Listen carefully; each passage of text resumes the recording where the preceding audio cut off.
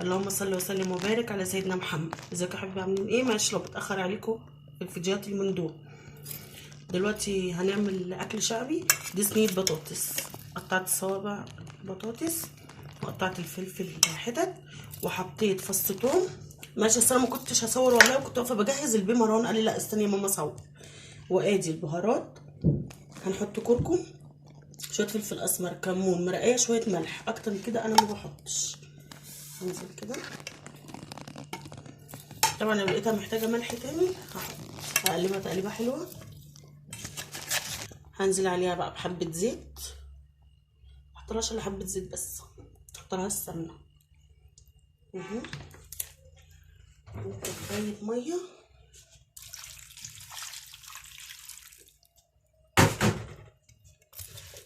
هقلبها تقليبه حلوه وهعلق عليها ونشوف هنعمل ايه تاني.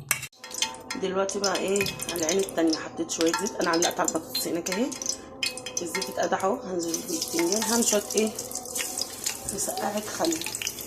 بس كل ده انا عاوزه اعمل حاجه سهله وبسيطه عشان اشوف ايه اللي ورايا، حاجه اللي هي ما تاخدش نص ساعه واكون خلصت. هقلي بقى البتنجان والفلفل وارجع لكم. دلوقتي خدت حبه زيت من اللي قليت فيه البتنجان والفلفل وحطيت فيه.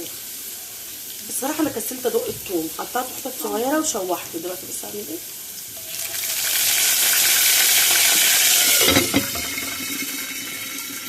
معلش يا جماعه، هو بيحب يحط التليفون في الحله نفسها. وريهم البتنجان والفلفل لما اتعمل. بعد كده بقى انا بقى بحب الطشه اكتمها ثانيه. هنزل عليها بايه، حبه كمون وحبه فلفل. معلش جبت الفلفل الاسمر مكان الكمون. بحط لها حبه كمون وحبه ملح بس. طبعا المسقعه ما بتحطلهاش فلفل اسمر.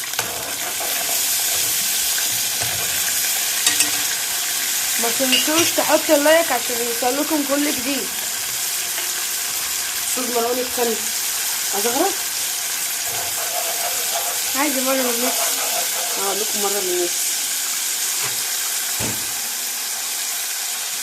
متاخدش اكتر من ثانيه. اول ما بحط الكمون والملح بقوم نازله بالبتنجان، وبرده بخليها ثانيه بالظبط. بعمل كده بس